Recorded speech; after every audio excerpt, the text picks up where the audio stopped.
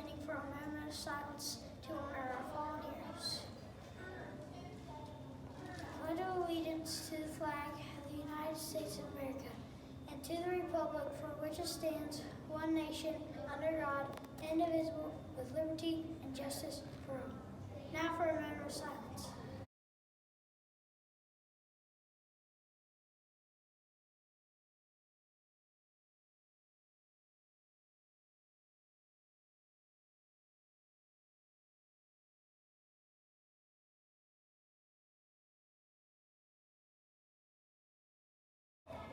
Thank you.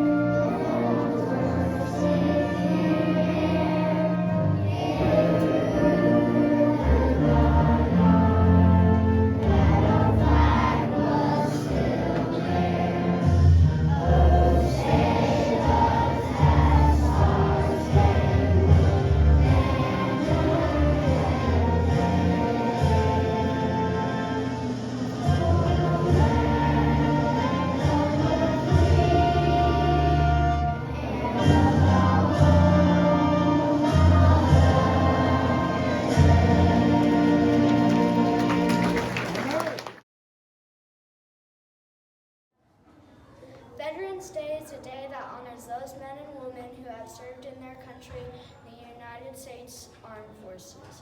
November 11th, the day these special people are honored. In our country, Veterans Day was not always known by that name. On November 11th, 1918, on the 11th hour of the 11th day of the 11th month, World War I ended. This was known as the war to end all wars, and everyone rejoiced. The day became known as Armistice Day, in honor of the truce of peace that was made on this day. Armistice Day became a day to recognize those people who had fought so courageously in World War I and to celebrate the peace that now existed. November 11th was designated as a federal holiday in 1938, but shortly after this holiday was declared, World War II broke out. The dream of the war to end all wars was gone. Many lives were lost during this second war, and those who lost loved ones and those who fought for our country needed to be recognized as well. In 1954, Congress changed the name of Armistice Day to Veterans Day in order to honor all United States veterans. At this time, President Eisenhower asked all Americans to strive for peace.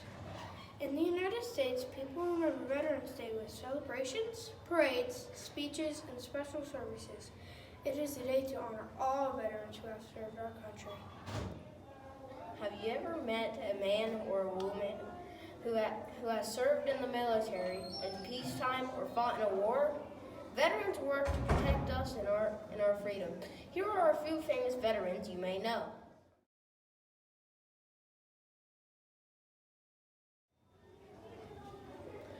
Elvis Presley. Mr. Presley was drafted into the Army in 1958 in the middle of his singing career. Elvis served 2 years in Korea. He returned to singing after his time of service.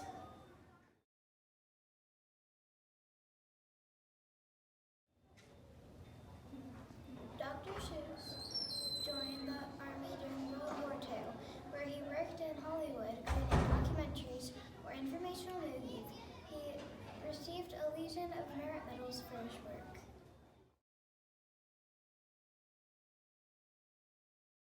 Famous veteran Ice-T. Ice-T had a rough and tumble upbringing in South Los Angeles.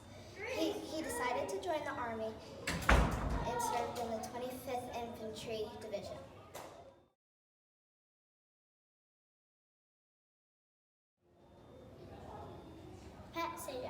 host of Wheel of Fortune, joined the U.S. Army in 1968 and was sent to Vietnam. There he served as a disc jockey on Armed Forces Radio.